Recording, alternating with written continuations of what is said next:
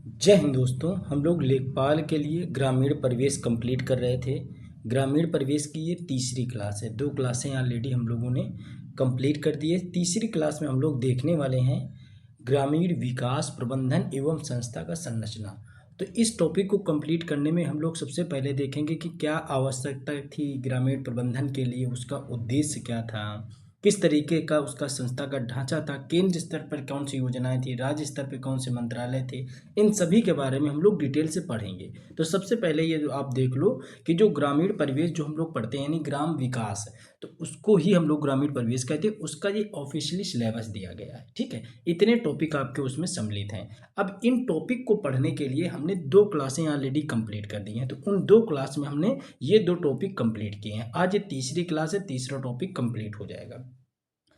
और भी जो भी टॉपिक इसके बाकी हैं वो धीरे धीरे करके क्लासों में कंप्लीट हो जाएंगे। अभी तक पीडीएफ के लिए हम आपको जानकारी दे देंगे। ये 4 क्लासों की पीडीएफ एप्लीकेशन पे अपलोड होकर के लग गई है। ये 4 क्लासें हो चुकी हैं, ठीक है। ये 4 क्लासों की पीडीएफ लग चुकी है।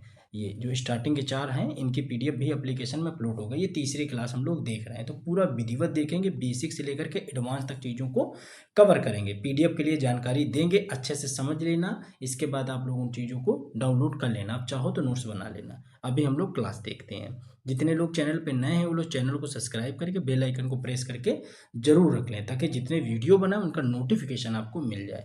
तो जब हम लोग बात करते हैं ग्रामीण विकास एवं प्रबंधन की बात करते हैं, तो हमें सबसे पहले में 2 चीज़ों पे फोकस करना होता है। देखो बिल्कुल बेसिक से चीज़ों को समझना, ठीक है।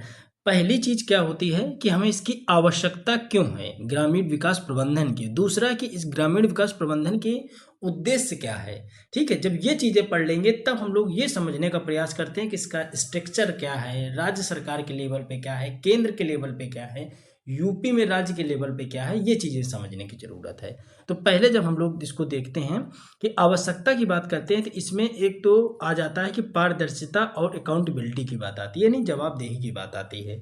फिर सीमित संसाधनों का प्रभावी उपयोग और सुनिश्चित करना, ग्रामीण क्षेत्रों में गरीबी, बेरोजगारी, अशिक्षा जैसी समस्याओं का समाधान करना, ठीक है। स्थानीय आवश्यकताओं और प्राथमिकताओं को संबोधित करने के लिए ही हमें ग्रामीण विकास प्रबंधन की जरूरत पड़ती है।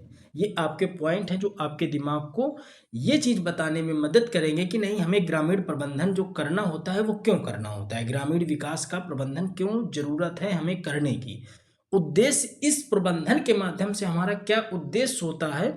तो एसडीजी जो हम लोग देखते हैं, सस्टेनेबल डेवलपमेंट जो गोल्स हैं हमारे, तो वो लगभग 17 गोल्स हैं। 17 गोल्स में हम लोग देखते हैं सतत विकास, उन्हीं को सतत विकास लक्ष्य हिंदी में कहा जाता है। सस्टेनेबल डेवलपमेंट गोल 17 गोल्स हैं, उन्हीं को सतत विकास लक्ष्य कहते हैं। इनको प्राप्त करने में योगदान देना इसका मुख्य भूमिका होती है।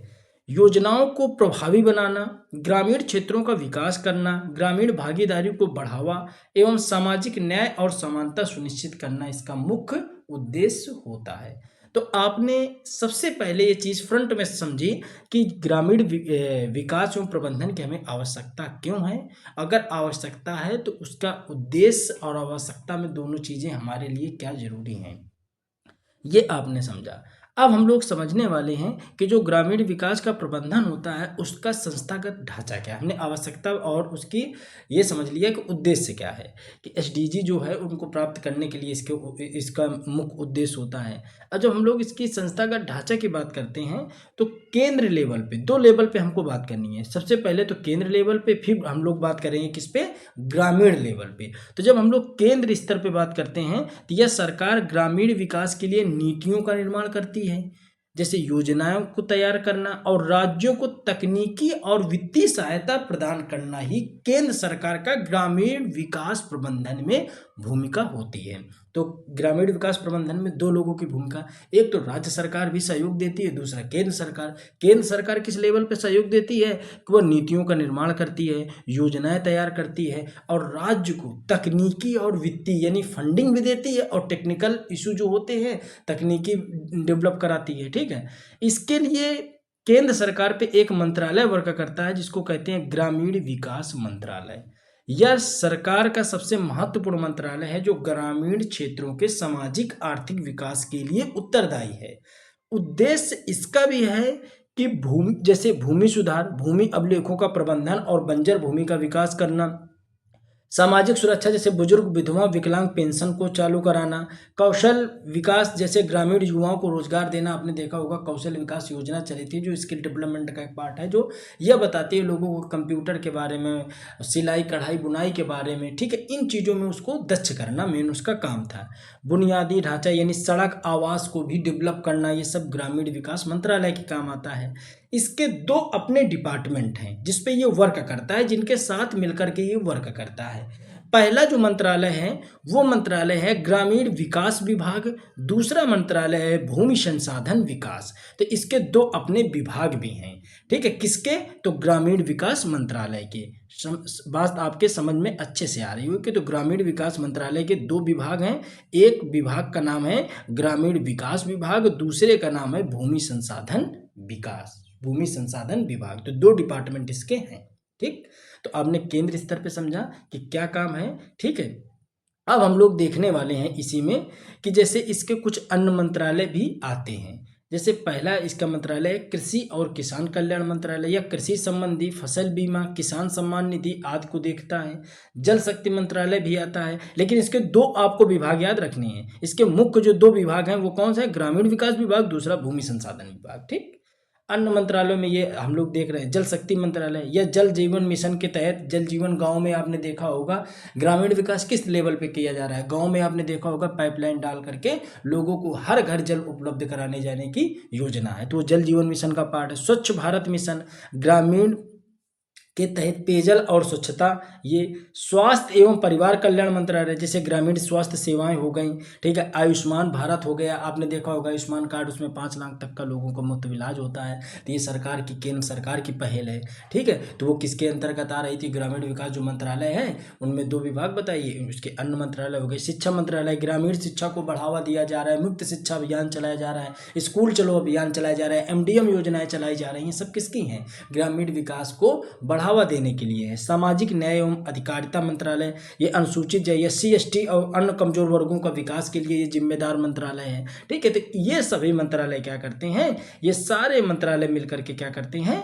ग्रामीण विकास प्रबंधन की स्थिति को मजबूत करते हैं, केंद्र के मंत्रालय हैं ये, ठीक है। तो ये बात आपने अच्छे से समझी, ये हम आपको एक बार अच्छे से इन चीज़ों को समझा दे रहे हैं, आप अच्छे से समझ लो, क्योंकि यहाँ बताने के बावजूद भी बच्चे व्हाट्सएप में मैसेज सिर्फ इस बात के लिए करते हैं कि बुक चाहिए बुक चाहिए। तो हम आपको एक बार बता दे रहे हैं कि 80 नंबर की तैयारी हम करा रहे हैं, 10 नंबर की DI, भाई पेपर 100 नंबर का है, 10 नंबर की हिंदी, ये हम आपको नहीं करवाएंगे, ठीक है। 80 नंबर में UP स्पेशल हो जाएगा, पर्यावरण पारिस्थितिकी और आपदा प्रबंधन हो जाएगा, कंप्यूटर हो जाएगा, और जो चौथी हमारी बुकलेट है जिसमें है सामान्य अध्ययन में हिस्ट्री है, पॉलिटी है, जियोग्राफी है, इकोनॉमी है, जियोग्राफी हो गई, इकोनॉमी हो गई, साइंस प्लस टेक्नोलॉजी हो गई, इसके अलावा इसी में हो गया ग्रामीण परिवेश, ये टॉपिक हो गए। तो ये हम करवा रहे हैं अभी, हमारा ये कंप्लीट है, ये कंप्लीट है, कंप्यूटर 50% कंप्लीट होकर के अपलोड हो गया है, फाइल आप चेक कर लेना, ठीक है। हिस्ट्री कंप्लीट है, पॉलिटी कंप्लीट है, ज्योग्राफी इकोनॉमी कंप्लीट है, साइंस कंप्लीट है, साइंस एंड टेक्नोलॉजी और विज्ञान दोनों कंप्लीट है। ये जो ग्रामीण परिवेश है इसमें 4 वीडियो जो हैं, ठीक है, यानी कि 4 क्लासें अपलोड हो गई हैं, ठीक है। ये बचा है और ये बचा है, ये 2 से 3 दिन में कंप्लीट होकर के फाइल मिल जाएगी। अब आपको करना क्या है, कैसे डाउनलोड करोगे, तो बैच डिटेल दी गई है यहाँ पे, आप GS रिव्यू नाम से एप्लीकेशन डाउनलोड करोगे, वहाँ पे जाके आप देखोगे लेखपाल का बैच है, बैच डिटेल वहाँ पे सारी दी गई है, अच्छे से पढ़ लेना। वीडियो क्लास एप्लीकेशन पे नहीं होती है, फ्री ऑफ कॉस्ट क्लास होती है यूट्यूब पे, आप चाहो तो नोट्स बना लो, नहीं बनाना तो आप जा करके वहाँ से परचेज करके फाइल को डाउनलोड करके प्रिंट करा करके पढ़ सकते हो। इतनी सी बात आपको समझना है। फिर भी आप नहीं समझ पाए हो तो इस नंबर पे व्हाट्सअप कर देना, आपको समझा दिया जाएगा, डिटेल आपको सेंड कर दी जाएगी। बाकी एप्लीकेशन से ही आपको नोट्स मिलेंगे, एप्लीकेशन से ही आप बैच ले पाओगे, एप्लीकेशन से ही आप फाइल को प्रिंट करा पाओगे। बात आपके समझ में आई होगी। चलिए, ये चीज़ें आपने समझ ली। अब हम लोग देखते हैं, हाँ, इसमें एक चीज़ और मुख्य चीज़ ये थी कि आज इस बैच का जो ऑफ़र वाला आया था वो ख़त्म हो रहा है, ठीक है। तो अभी जो आपको बैच इसमें मिल रहा होगा वो आज रात 12 बजे से के बाद हम इसको ख़त्म करा देंगे, ठीक है। तो अगली सुबह जब आप देखोगे इसको, तो अगर आप अगले दिन बैच लोगे तो उसकी फीस आपको बढ़ी हुई फीस पे ही एडमिशन होगा। इस बात को आप अच्छे से समझ लेना, ठीक है। कहने पे बच्चों को हमने पहले भी इसकी फीस को कम कर रखा है। अब जो होगा तो अगर आप 12 बजे के बाद एडमिशन लोगे तो फीस बढ़ी हुई पे ही आपको एडमिशन मिलेगा। ये बात आप अच्छे से समझ लेना। तो ये चीज़ें फाइनली आपने समझ ली हैं। अब हम लोग आगे देखते हैं। अब हमने केंद्र के स्तर पे समझ लिया कौन कौन सी मंत्रालय हैं, क्या क्या उनका मुख्य काम है, किसके लिए, ग्रामीण विकास को डेवलप करने के लिए, बढ़ाने के लिए, ताकि जो ग्रामीण विकास योजनाएं हैं उनका प्रबंधन किया जा रहा है ताकि ग्रामीणों को लाभ मिल सके, ठीक है। अब एक राज्य के स्तर पे भी होता है। तो जब राज्य के स्तर पे होता है तो राज्य के स्तर पे हम लोग संदर्भ लेकर के चलेंगे यूपी का। हम लोग यूपी के संदर्भ में चीज़ों को पढ़ने का काम करेंगे, उनको कवर करने की कोशिश करेंगे, ताकि क्योंकि एग्जाम आपका यूपी का है, ठीक है। तो केंद्र द्वारा जितनी भी योजनाएं संचालित योजनाओं को राज्य स्तर पे लागू कराना तथा राज्य स्तर पे अपनी राज्य विशिष्ट ग्रामीण विकास योजनाओं को तैयार करना राज्य सरकार का काम होता है। जितनी भी योजनाएं चलती हैं, जैसे जल जीवन मिशन केंद्र सरकार की योजना थी, अब इसको राज्य क्या कर रहा है, अपने लेवल पे उसको इम्प्लीमेंट कराता है, ठीक है, तो लोगों तक ये पहुंच सके। ताकि अब ग्राम विकास विभाग उत्तर प्रदेश या इसका मुख्य विभाग है, जैसे ऊपर आपने पढ़ा ग्रामीण विकास मंत्रालय, उसी तरीके से उत्तर प्रदेश में ग्राम विकास विभाग चलता है, ठीक है। यह इसका मुख्य मंत्रालय है। इसका मुख्य लक्ष्य ग्रामीण क्षेत्रों में जीवन स्तर को सुधारना, साथ ही संचालित और क्रियान्वित योजनाओं को निगरानी करना और मूल्यांकन करना इसका मुख्य काम होता है। यह केंद्रीय मंत्रालयों और राज्य के पंचायती किसके बीच में, केंद्रीय मंत्रालयों और राज्य के पंचायती राज विभाग के बीच समन्वय स्थापित करता है।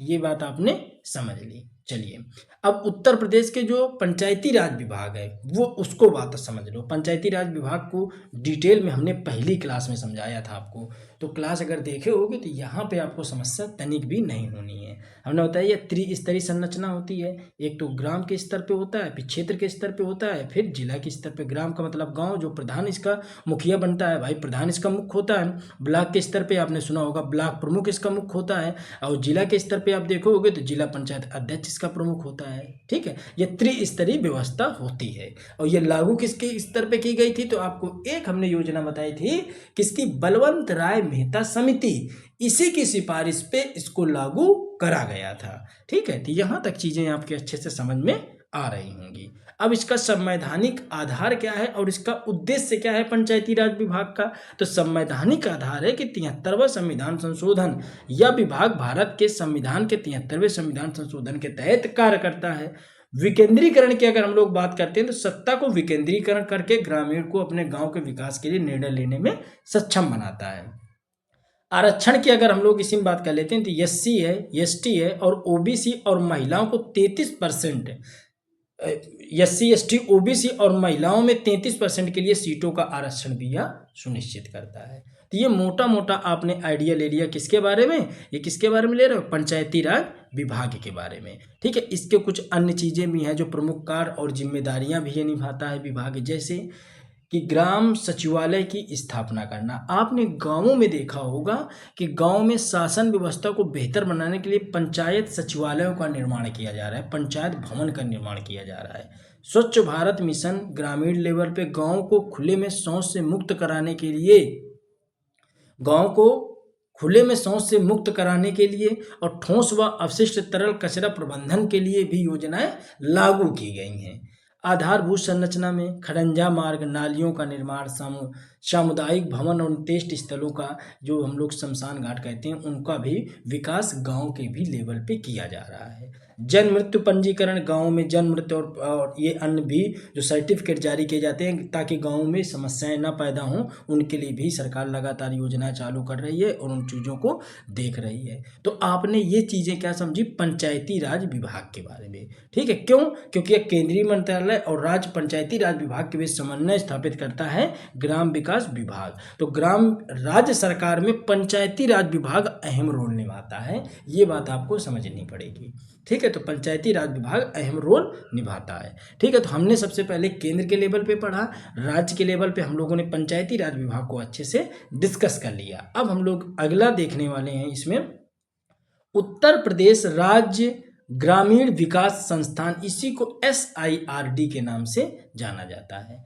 यह संस्थान काम क्या करता है? तो यह संस्थान उत्तर प्रदेश में ग्रामीण विकास के क्षेत्र में प्रशिक्षण, रिसर्च, परामर्श के लिए नोडल एजेंसी के तौर पे काम करता है। प्रशिक्षण देना है, रिसर्च करनी है, परामर्श लेना है, इसके लिए नोडल एजेंसी के तौर पे काम करता है। ठीक है, तो आपने क्या समझा, इम्पोर्टेंट क्या बात है यहाँ पे?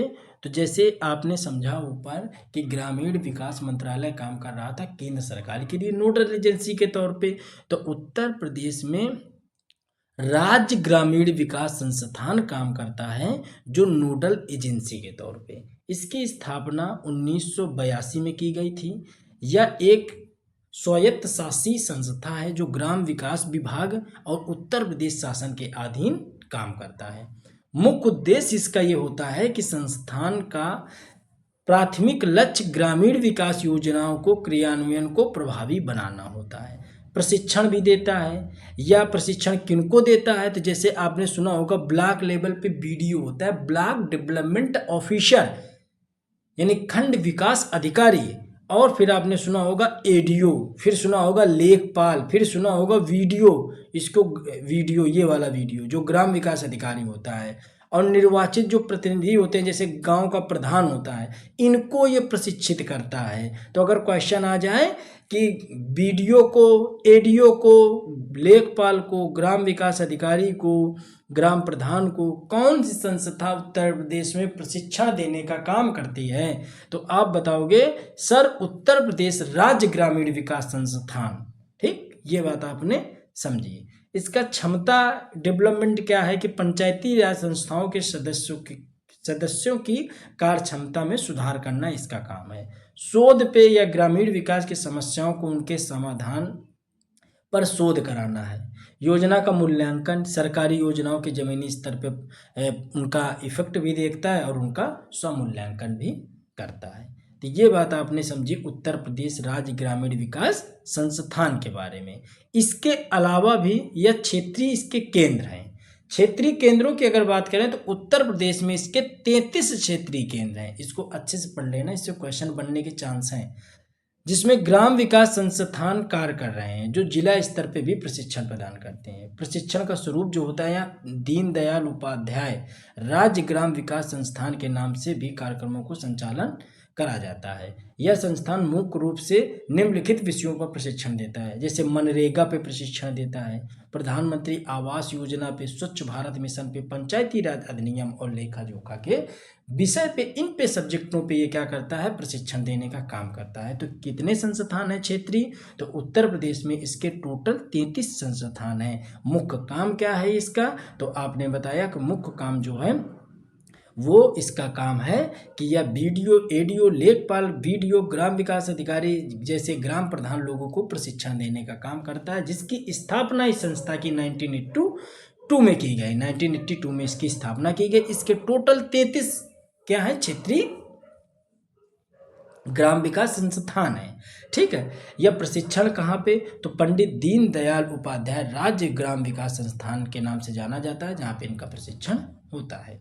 ठीक है, अब हम लोग देखने वाले हैं जिला ग्राम विकास अभिकरण के बारे में, DRDA के बारे में। ये क्या काम करता है? तो इसकी जो प्रकृति की जब हम लोग बात करते हैं तो यह एक पंजीकृत संस्था है जो सोसाइटी रजिस्टर्ड एक्ट 1860 के तहत जिला स्तर पर स्थापित की गई है। यह उत्तर प्रदेश के प्रत्येक जिले में एक DRDA कार्यरत होता है। DRDA, ठीक है, जितने भी जैसे 75 जिले हैं तो आपको ये संस्थान मिल जाएगी, हर जिले पे ये होता है। नेतृत्व की बात करते हैं तो जो जिले स्तर पे जो जिला अधिकारी होता है वो इसका अध्यक्ष होता है। इसके दैनिक कार्यों के निष्पादन के लिए एक परियोजना निदेशक बनाया जाता है, जिसको प्रोजेक्ट डायरेक्टर कहा जाता है, PD कहा जाता है। ठीक है, इसका मुख्य उद्देश्य होता है कि DRDA, ठीक है, जिला ग्रामीण विकास अभिकरण का मुख्य उद्देश्य गरीब उन्मूलन और ग्रामीण आधारभूत संरचना का विकास करना है। प्रबंधन की अगर बात करते हैं तो केंद्र राज्य सरकार द्वारा प्रायोजित ग्रामीण विकास योजनाएं जैसे मनरेगा है, प्रधानमंत्री आवास योजना है, ग्रामीण क्षेत्रों के लिए धन का प्रबंधन और वितरण करना होता है।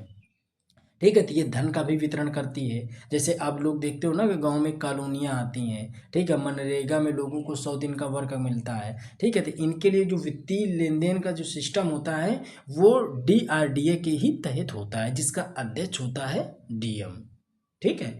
गरीबी उन्मूलन, ग्रामीण क्षेत्रों में गरीबी रेखा से नीचे जो BPL वाले हैं, ठीक है, जीवन यापन करने वाले परिवारों की पहचान करना और उनके स्वरोजगार मजदूरी रोजगार से उनको जोड़ना होता है। विभिन्न समन्वय की बात करते हैं तो विभिन्न सरकारी विभागों, बैंक और जो NGO वगैरह होती हैं के बीच तालमेल बैठाना ताकि विकास कार्यों में तेजी लाई जा सके।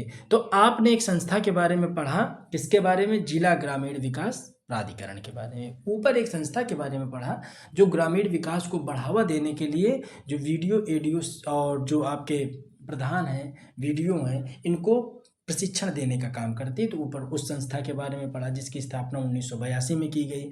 फिर आपने एक संस्था पढ़ी जिसका नाम है DRDA।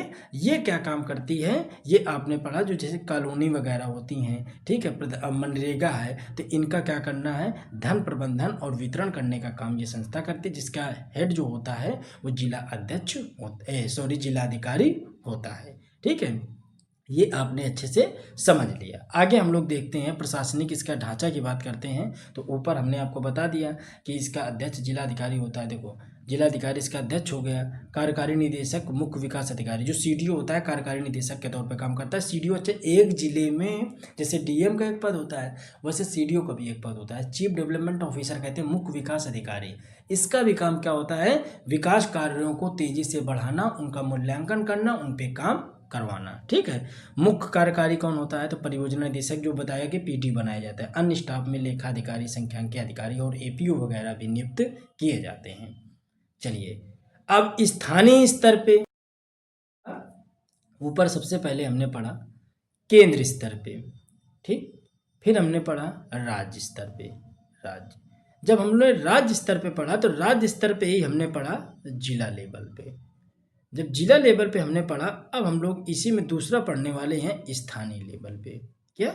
स्थानीय लेवल पे। तो ये भी हमको ध्यान रखना है। तो स्थानीय लेवल पे जब हम लोग बात करते हैं तो आपने सीधी सी बात आपने जोड़ लिया कि स्थानीय लेवल पे नहीं, पंचायत लेवल पे एक योजना चल रही है, पंचायती राज विभाग बनाया गया है। तो 73वें संविधान संशोधन 1992 ने ग्रामीण भारत में त्रिस्तरीय पंचायती राज व्यवस्था को संवैधानिक दर्जा दिया, जिसे ग्राम विकास प्रबंधन में विकेंद्रीकरण आ सके, उनको बढ़ावा मिल सके, चीज़ें अच्छे से चल सकें, ठीक है। इसके लिए जो पहला स्तर होता है ग्राम पंचायत का, यानी ग्राम स्तर पे होती है ग्राम पंचायत। यह पंचायती राज की सबसे निचली और महत्वपूर्ण इकाई है जो प्रधान होता है। भाई आपने ये चीज़ें समझी ना, ये 3 स्तर पे 3 पार्ट होते हैं।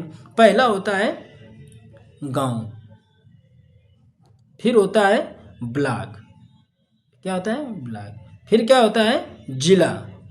तो ये सबसे निचली इकाई है गांव। गांव का मुखिया कौन होता है? तुरंत बता दोगे सर जी, प्रधान होता है। ब्लॉक का कौन होता है? तो आप बता दोगे सर जी, ब्लॉक प्रमुख होता है। कौन? ब्लॉक प्रमुख। जिले का कौन होता है? तो आप बताओगे सर जी, जिला अध्यक्ष होता है। जिला अध्यक्ष होता है। ये पॉलिटिक्स वाला पार्ट है ना पूरा, कि गांव में प्रधान बनाया जाता है, ब्लॉक में ब्लॉक प्रमुख बनाया जाता है, जिले में जिला अध्यक्ष बनाया जाता है। तो हम लोग जो देख रहे हैं ये नीचे वाली सीढ़ी देख रहे हैं, ठीक है, सबसे बिल्कुल नीचे वाली लास्ट वाली सीढ़ी देख रहे हैं ये गांव की। तो वही गांव स्तर पे हमको देखना है। तो इसके क्या कार्य होते हैं, क्या मायने होते हैं, क्या मुख्य काम करवाया जाता है इसके तहत, वो सब आपको समझना है, ठीक है। क्योंकि हम लोग पढ़ ही रहे हैं ग्रामीण विकास योजनाएं एवं उसका प्रबंधन करना, ठीक है। तो हम लोग इसको देखते हैं। सबसे पहले देखते हैं ग्राम स्तर पे, यह पंचायती राज की सबसे निचली और महत्वपूर्ण इकाई है। इसका नेतृत्व कौन करता है? प्रधान करता है, ठीक है। ये काम क्या करता है? अच्छा, प्रधान गांव की नालियां बनवाता है, सड़कें और प्रकाश जैसे स्ट्रीट लाइट वगैरह आपने देखी होंगी वो लगवाता है। स्वच्छ जल के लिए हैंडपंप की मरम्मत करता है और नए नल भी लगवाता है। जन्म मृत्यु प्रमाण पत्र, विवाह पंजीकरण का रिकॉर्ड रखना इसका काम होता है। मनरेगा के तहत रोजगार उपलब्ध कराना काम होता है। कितना रोजगार, कितने दिन के लिए? तो 100 दिन के लिए। ये भी बात आपको याद रखनी पड़ेगी। सरकारी योजनाएं जैसे आवास है, शौचालय है, ठीक है, इनकी भी पहचान करते लाभार्थियों को कॉलोनियां वगैरह प्रोवाइड कराना इसका मुख्य काम होता है। इसके लिए ये तो हो गया पॉलिटिक्स के लेवल पे। इसके लिए शासन के स्तर पे कौन सा अधिकारी होता है? तो इनके सहयोग के लिए आपने देखा होगा एक अधिकारी होता है ग्राम पंचायत अधिकारी। ग्राम पंचायत, उसी को आपने कहा होगा वीडियो सुना होगा, वीडियो सुना है, जैसे लेखपाल वीडियो, ये लोग कॉमन इस तरीके से बोला जाता है ना। तो ये वीडियो होता है, ये प्रधान का सहयोग करने के लिए सरकारी आदमी होता है, ये समझो सरकारी आदमी होता है जो अटैच होता है सरकार से, वीडियो ये काम करता है प्रधान के साथ मिल करके। बात आप समझ गए होंगे। दूसरा पद देख लेते हैं। दूसरा पद होता है क्षेत्र पंचायत ब्लॉक प्रमुख का। ठीक है, ये क्या काम करता है, ये पूरे क्षेत्र को देखता है, उस ब्लॉक को देखता है। ठीक है, ठीक है, तो उस ब्लॉक को देखता है। तो जैसे आप एक मान के चलो, जैसे कोई जिला है, ठीक है, जिला है, ठीक है। अब इस जिले में मान लो 10 ब्लॉक हैं, तो 10 ठो होंगे ब्लॉक क्षेत्र पंचायत, यानी 10 ब्लॉक का अध्यक्ष होंगे। और उस ब्लॉक के अंदर अगर 20 गांव हैं, एक ब्लॉक के अंदर 20 गांव हैं, तो 20 प्रधान होंगे। ये तो आप चीज़ें समझ रहे होंगे ना। तो बिल्कुल उसी तरीके से तो ब्लॉक प्रमुख, इसका क्या काम होता है, ब्लॉक स्तर पे कृषि है, स्वास्थ्य है, शिक्षा जैसी योजनाओं को क्रियान्वित करना, ग्राम पंचायतों कार्यों की निगरानी करना, उनका बजट मुहैया कराना, पशुपालन और मत्स्य पालन को बढ़ावा देना, जो पीएससी वगैरह होती हैं उनका प्रबंधन करना भी इसका काम होता है ब्लॉक प्रमुख का। इसके लिए एक अधिकारी नियुक्त होता है बीडीओ, इसी को कहते हैं खंड विकास अधिकारी। जैसे ग्राम प्रधान के लिए नियुक्त होता है वीडीओ यानी कि गांव विकास अधिकारी, उसी लिए ब्लॉक के लेवल पे होता है बीडीओ यानी खंड विकास अधिकारी। चलिए अब हम लोग जिला लेवल पे देखते हैं। तो जिला लेवल पे भी एक सर्वोच्च इकाई मानी जाती है, ठीक है, जिसका नेतृत्व कौन करता है, जिला पंचायत अध्यक्ष करता है। ये जिले की विकास योजनाओं को खाका तैयार करता है, ब्लॉक पंचायतों का अनुदान करता है, जिले में सड़कें और पुलों की सिंचाई परियोजनाओं को देख करता है, माध्यमिक शिक्षा का पर्यवेक्षण भी करता है। अब इसके लिए भी एक अधिकारी होता है सीडीओ, जिसको कहते हैं मुख्य विकास अधिकारी। ठीक है, तो अब आपको यहाँ पे बताने की जरूरत बिल्कुल भी नहीं होगी, इस चार्ट आप समझ सकते हो। जैसे हमने आपको समझाया कि देखो 3 पार्ट इसके हो गए। सबसे पहला जो इसका हमने बताया 3 पार्ट, एक हो गया ग्राम, फिर ब्लॉक, फिर जिला, 3 लेवल पे हो गए। ठीक, जब ग्राम लेवल पे हमने आपको बताया कि प्रधान होता है, ये सबसे निचला पद होता है। प्रधान की सहायता के लिए जो अधिकारी बनाया जाता है सरकारी, वो होता है वीडीओ। ठीक है, जिसका मुख्य काम ही होता है कि बुनियादी ढांचा और स्वच्छता को बरकरार रखना। ब्लॉक लेवल पे जब हम लोग देखते हैं तो ब्लॉक प्रमुख होता है, जिसके लिए एक सरकारी व्यक्ति नियुक्त होता है, जिसको कहते हैं बीडीओ यानी ब्लॉक डेवलपमेंट ऑफिसर यानी खंड विकास अधिकारी। ठीक है, जिले लेवल पे जिला अध्यक्ष होता है, जो वोट करके बनाए जाते हैं, ये सब वोट करके ही तो बनाए जाते हैं। ठीक है, ग्राम प्रधान, ब्लॉक प्रमुख, जिला पंचायत अध्यक्ष, ये सब वोट करके बनाए जाते हैं। अब इनके लिए भी एक सरकारी व्यक्ति नियुक्त होता है, वो होता है सीडीओ, चीफ डेवलपमेंट ऑफिसर। ठीक है, मुख्य विकास अधिकारी। ठीक है, तो ये इनके साथ मिलकर नीति निर्माण काम करते हैं। तो ये आपने पूरी श्रेणी समझी, ये पूरी श्रेणी समझी। अब राजस्व के लेवल पे एक जो प्रशासनिक पद होता है वो लेखपाल का होता है, जो भूमि का रिकॉर्ड रखता है। ये किसी के साथ काम नहीं करता, ये अपना स्वतंत्र काम करता रहता है। ठीक है, ये भूमि का वगैरह का काम ये देखता है स्वयं लेखपाल। तो आपने इस श्रेणी को बहुत अच्छे से समझा। गांव के लेवल पे प्रधान काम करेगा तो उसके साथ वीडियो मिल के काम करेगा, ब्लॉक के लेवल पे ब्लॉक प्रमुख के साथ बीडीओ साहब मिल के काम करेंगे, जिला अध्यक्ष के साथ सीडीओ मिल के काम करेगा, और राजस्व पे तो ये लेखपाल अपना स्वतः काम करता है। तो ये भी श्रेणी आपके अच्छे से समझ में आई होगी। अब हम लोग यहाँ पे दोस्तों पढ़ने वाले हैं कि जो ग्राम विकास की जो प्रमुख योजनाएं हैं, ग्राम विकास की प्रमुख योजनाएं, प्रबंधन हमने पूरा अच्छे से कंप्लीट किया। आप भरोसा रखो, जितना पढ़ाया है ना इसको अच्छे से बस पढ़ लेना, क्वेश्चन इससे बाहर नहीं जाएगा। हम तो कहते हैं आप टॉपिक हम अच्छे से पढ़ लो, जो भी हमने पढ़ाया है। इसके बाद आप कहीं से भी जा करके PYQ MCQ टेस्ट वगैरह लगाओ, आपको खुद ही आइडिया लगता चला जाएगा, टॉपिक वाइज टॉपिक। ठीक है, चलिए अब हम लोग योजनाएं इसमें देखने वाले हैं कि सबसे पहली योजना जो हम लोग देखने वाले हैं मुख्यमंत्री आवास योजना। मुख्यमंत्री आवास योजना ग्रामीण क्षेत्रों के लिए। ठीक है, 2018 में प्रारंभ किया गया, संपूर्ण भारत के उत्तर प्रदेश में लागू है। इसको उन गरीब परिवारों को पक्का आवास उपलब्ध कराना जो प्रधानमंत्री आवास योजना की पात्रता श्रेणी में नहीं आ पाते, जैसे कालाजार पीड़ित, वनटांगिका, मुसहर, थारू, ये प्राकृतिक आपदा वाले प्रभावित क्षेत्रों में रहने वाले लोग। ठीक है, ये जनजातियाँ, ये ठीक है। मुख्य बिंदु मैदानी क्षेत्रों के लिए कितना 1.20 लाख रुपए। ठीक, दुर्गम क्षेत्रों में 10,000 बढ़ जाता है। ठीक है। स्वच्छ भारत मिशन के तहत शौचालय के लिए 12,000 रुपये अलग से मिलते हैं। मनरेगा के तहत 90 से 95 दिन की अकुशल मजदूरी अलग से दी जाती है। तो कहने का मतलब ये है कि आपको एक कॉलोनी के लिए इतना, अगर मैदानी क्षेत्रों में मकान है तो इतना रुपए मिलेगा, साथ में 12,000 रुपये शौचालय बनवाने के लिए अलग से मिलता है। तो इस योजना में आपको पढ़ना क्या है, योजना में पढ़ना है कि कब चालू करी गई और इसका मुख्य उद्देश्य क्या है। ठीक है, चलिए आगे हम लोग देख लेते हैं इसी में। उत्तर प्रदेश मातृभूमि योजना, उत्तर प्रदेश मातृभूमि योजना 2021 में इसको लागू किया गया। ठीक है, क्रियान्वयन इसका 23 में हुआ। ग्रामीण उत्तर प्रदेश के लिए है। मुख्य बिंदु यह है कि कोई व्यक्ति किसी विकास कार्य जैसे स्कूल है, अस्पताल है, लाइब्रेरी है की लागत का 60% वहन करता है तो शेष 40% उसको सरकार देती है। ठीक है, परियोजनाओं का नाम दानदाता के पूर्वजों और इच्छा अनुसार रखा जा सकता है। ठीक है, तो ये बात आप अच्छे से देख सकते हो। चलिए जैसे अगला, अब इसका आप मतलब तो समझिएगा। जैसे आपने क्या किया कि अपनी ज़मीन पे क्या किया कि आप चाहते हैं कि हमें स्कूल बनवाना है तो आप स्कूल बनवाना चालू कर दिए। ठीक है, अब आप सरकार ये कहती है कि आप उस स्कूल का नाम अपने स्कूल खोल लो, अस्पताल खोल लो, लाइब्रेरी खोल लो, अपने पूर्वज किसी का भी नाम पे रख सकते हो। ठीक है, किसी के भी नाम पे आप उसका नामकरण कर सकते हो। उसमें सरकार क्या करेगी, अगर आप ये काम, ऐसा काम, नेक काम आप करोगे तो सरकार 40% आपको बजट देती है बनवाने के लिए। ठीक है, तो ये योजना का मुख्य उद्देश्य है।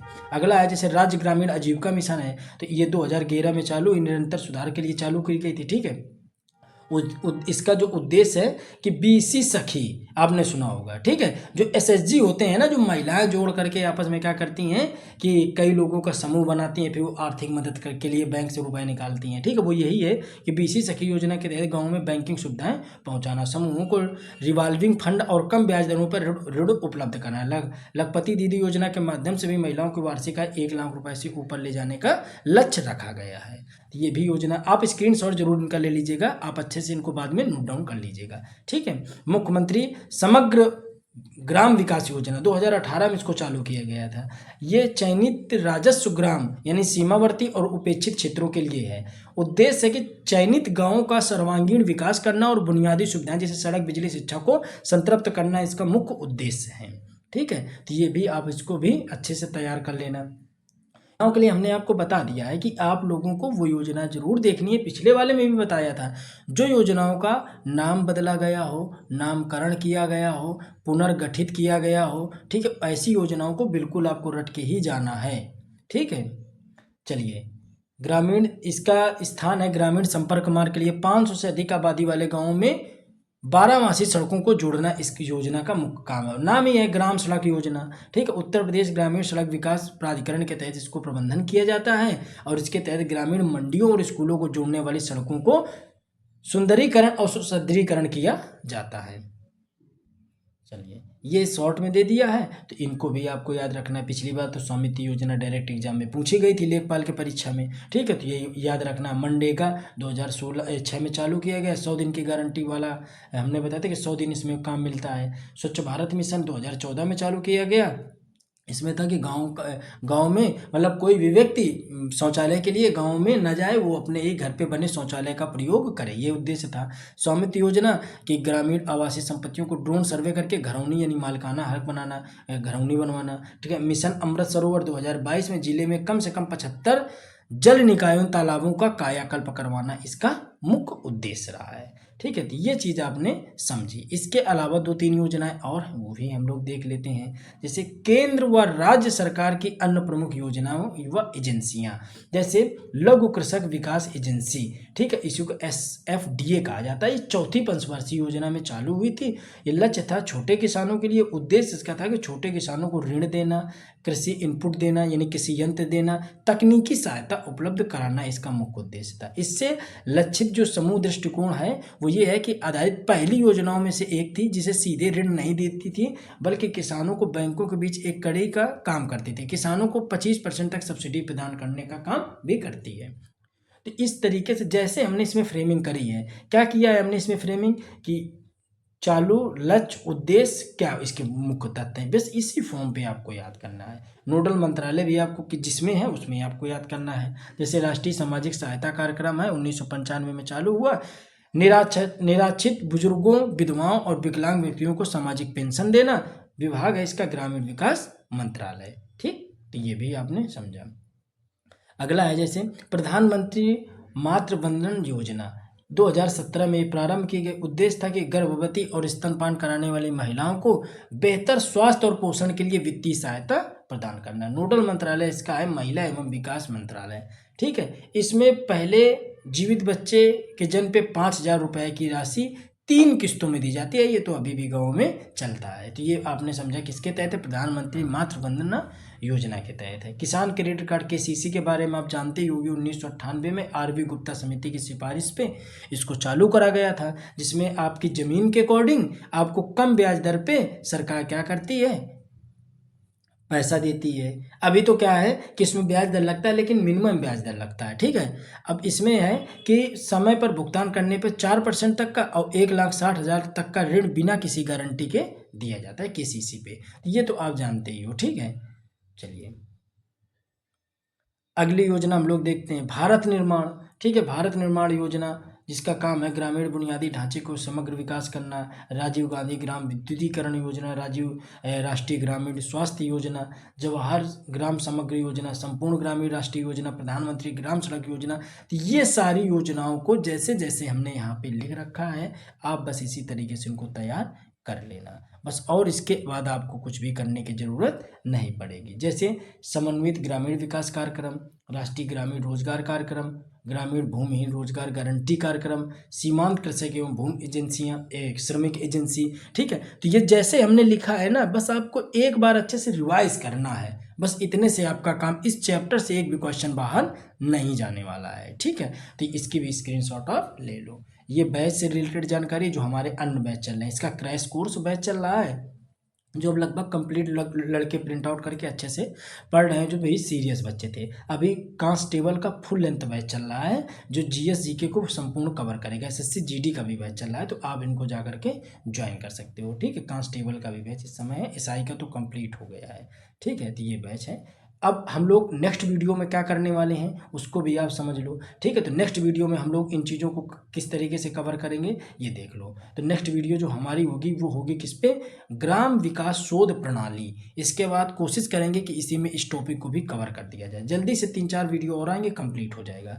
वीडियो कैसा लगा कमेंट करके आप जरूर बताइएगा। मिलते हैं अगले वीडियो में, तब तक जय हिंद जय भारत।